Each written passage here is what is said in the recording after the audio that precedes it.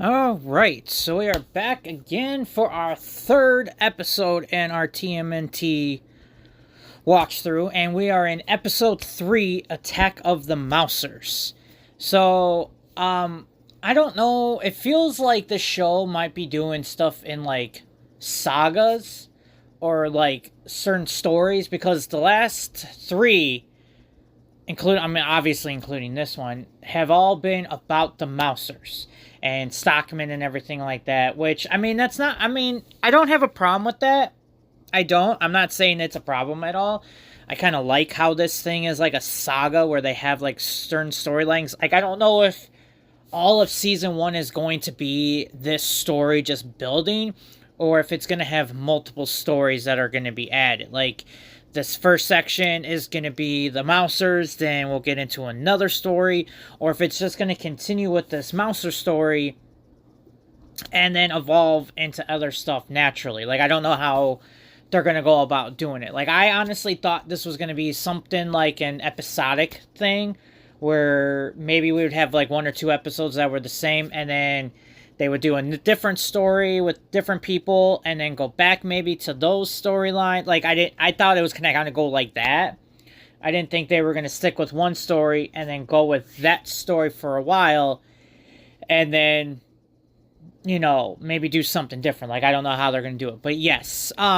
So in this one, April finally is waking up from the turtles saving her from the Mousers, and April cannot get her crap together.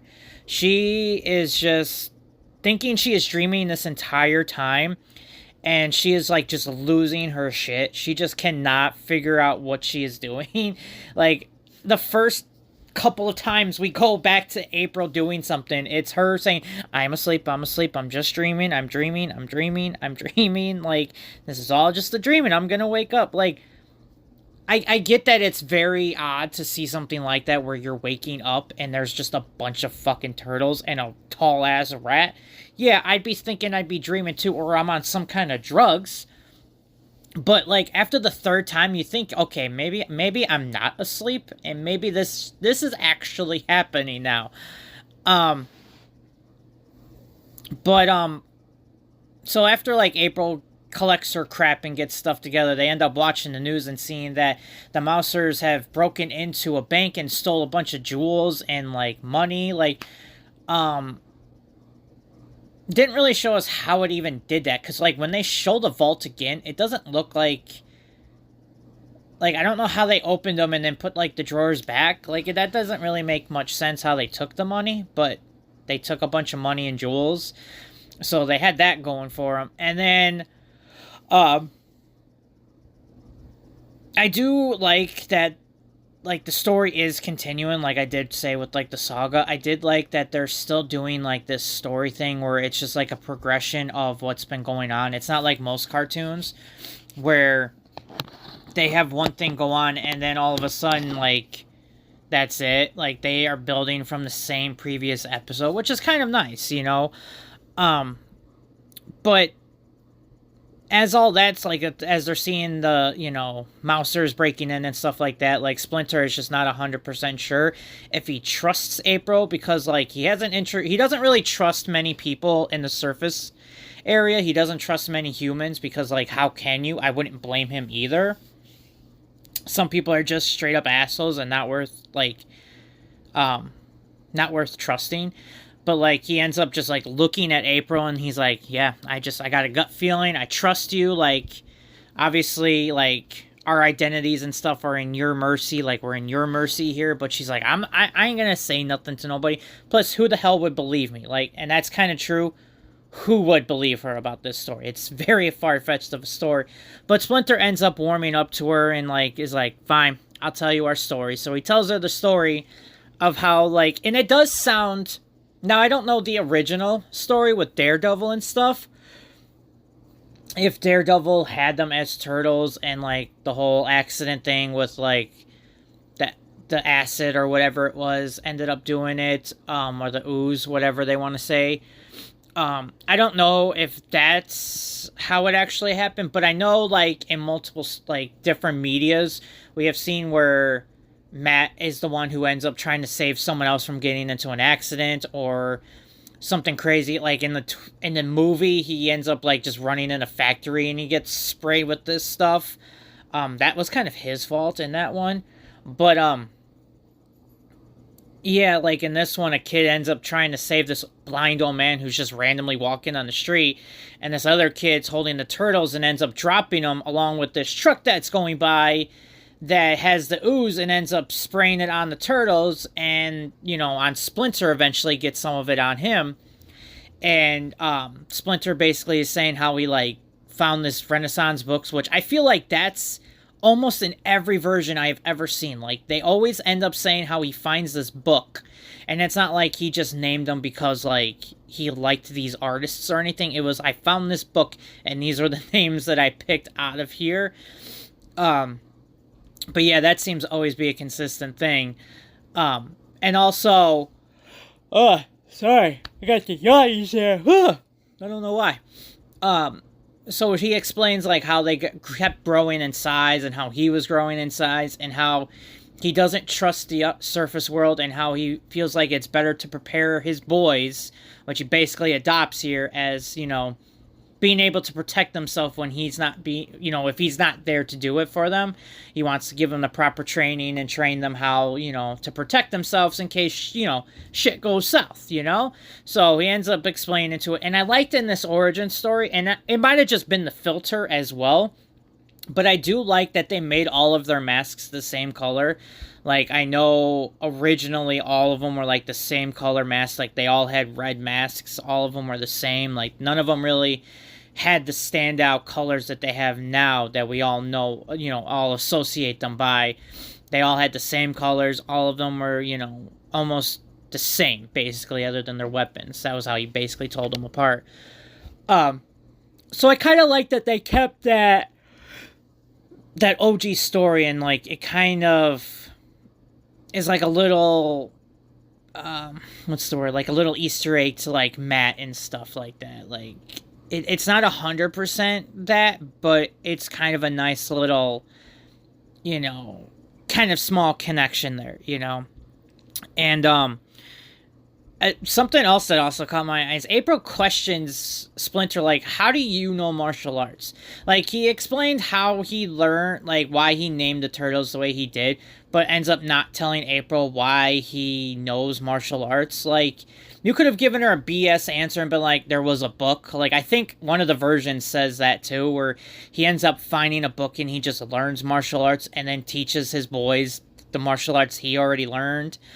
Or, something like that. Like, he could have BS'd her and just said that and said, that's for another time. Like, why? Why not just make up some BS, Also, April tells the turtles, like, they need to go and stop these, mousers, or, like, they all decide they need to go and stop Stockman and these mousers, but April tells the turtles, like, it's going to be really hard to get in there, because Stockman has, like, this top-notch security, and he'll know.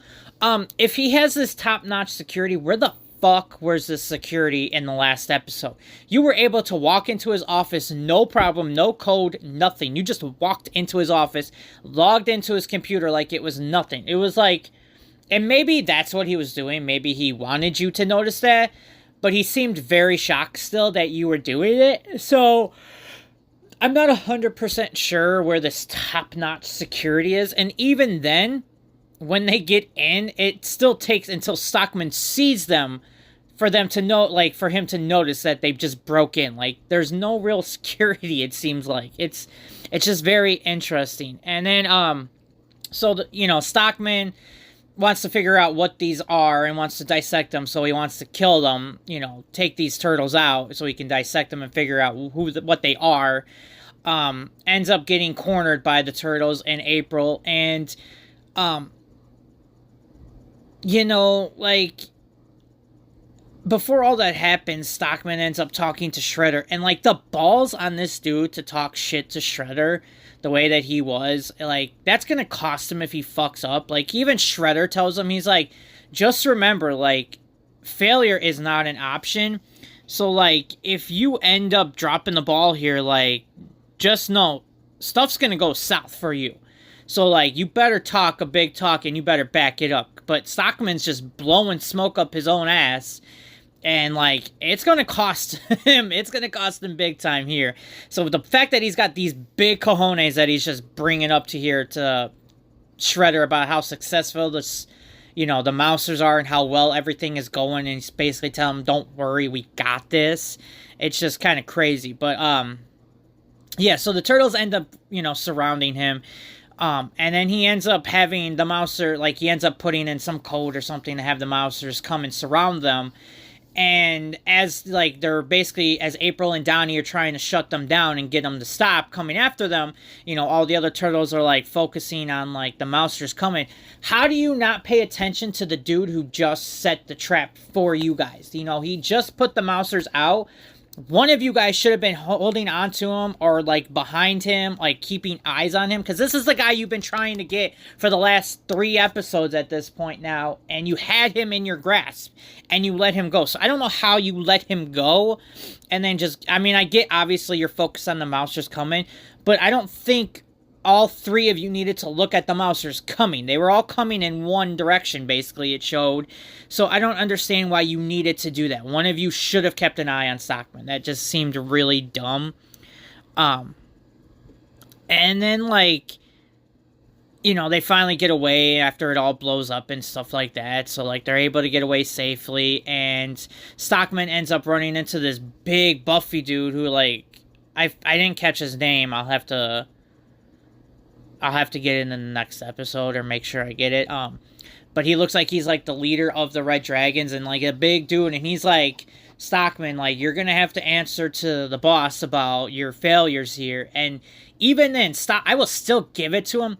Stockman is just riding high on his confidence horse. Like, he is blowing smoke up so much up his ass. Like, it is crazy how confident this dude is in himself. Like, even in the fact that he's possibly going to die, he is still like, no worries, like, we'll get back to work, we'll figure out this, it's a minor setback, I'll be ready to go right back to work on Monday morning. And Shredder's basically like, okay, that's fine, but you're gonna fucking pay for the price of you failing. Like, I basically told you what was going to happen, and you tested me, son. So, like, we don't know what ends up happening. Obviously, some stuff is going to go down. Like, it ain't going to be good for Stockman here. He totally screwed himself up by talking shit as much as he was and being as confident as he was, and it backfired big time.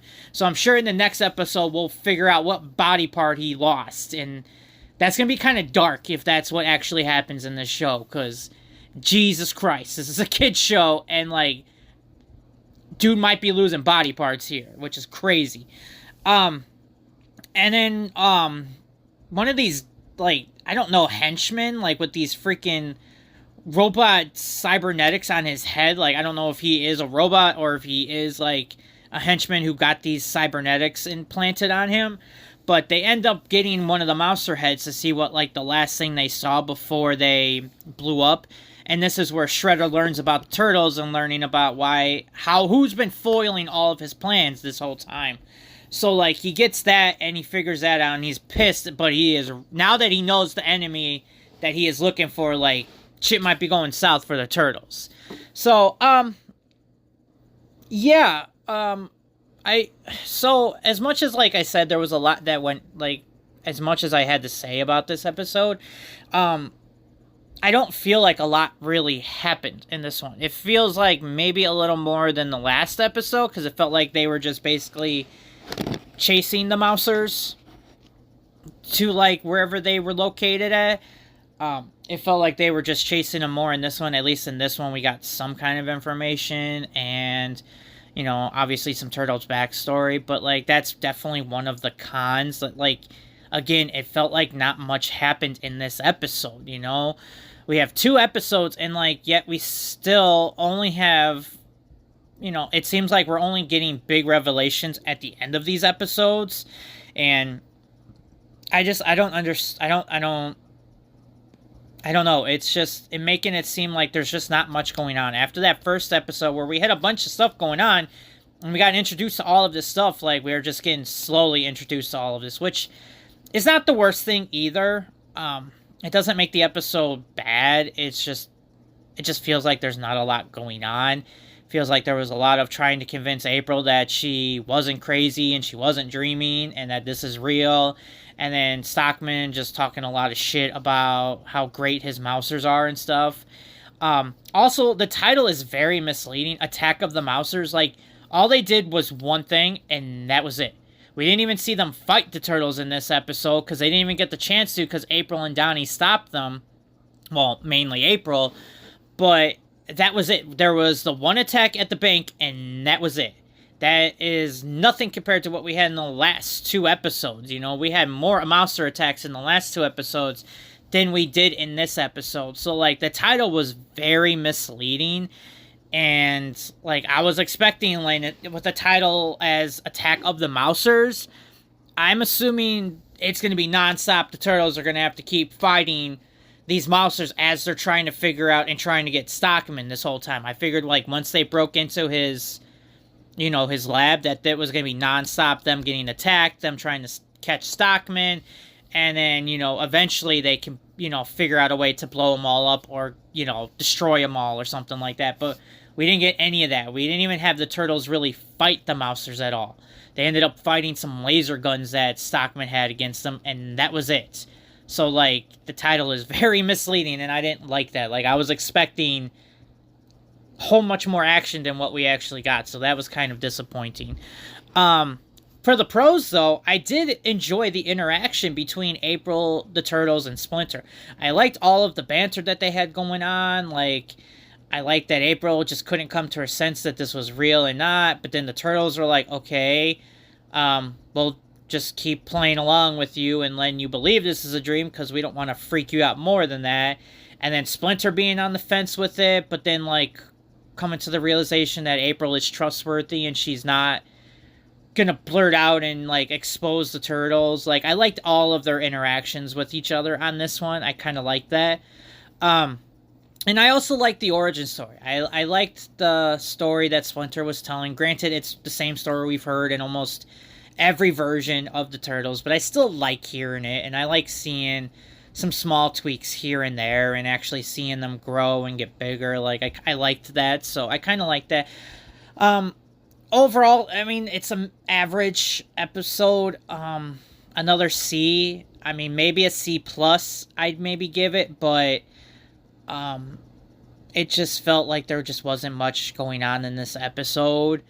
The title was very misleading. I was expecting more, but the interaction with the turtles and Splinter was good, and I liked the origin story and how there's even still some more story back there with Splinter because, like, he didn't give all of his story to April, which I kind of like that too, so there's more hidden there with him. But yeah, unfortunately we didn't get much going on in this one.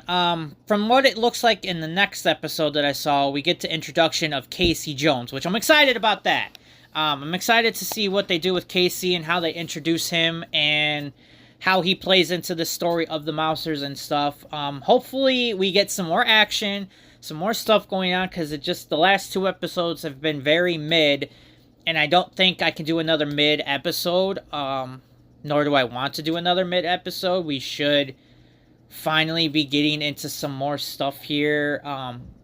You know, we met the Foot Clan in the first episode, and then that was it, and then met the Purple Dragons, and then that was it. Like, we have not gotten anything other than the Mousers, and then this one, the Mousers didn't even do anything. So, like, yeah, we need to get something going on here, and hopefully the introduction to Casey Jones will change all that, but we will see next week. And yeah, the movie I'm seeing this week is I Know What You Did Last Summer.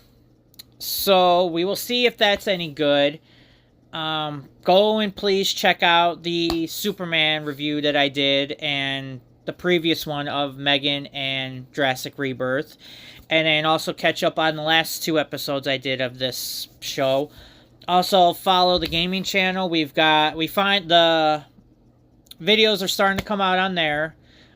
Still working on still working on those ones too. So, we're playing Resident Evil, we got Injustice, and we also got GTA 5 going on over there. So go check those out. And then, yeah. if you got any shows, please leave a comment. I'd like to hear what you thought about these episodes too. I would love to hear that. You know, I want you to tell me that my opinions are stupid or they suck, like, but that's the thing. They're my opinions, and I want to hear your opinions. I want to hear what you think. And even if you want to put in there, you know, like, you've seen the episode and, like, maybe what to expect for next episode, so maybe going into it, I'll have a different perspective, maybe, and, you know, maybe my thoughts will change about that episode. But, yeah, if you want me to do a show, let me know what you want to see. I'd love to hear from you guys also, so, until I see you in the next episode, and also, I don't know, maybe I'll just release my, movie reviews on Saturday. The last 2 weeks, we have released them on Saturday anyway, so maybe that's just when I'll do them.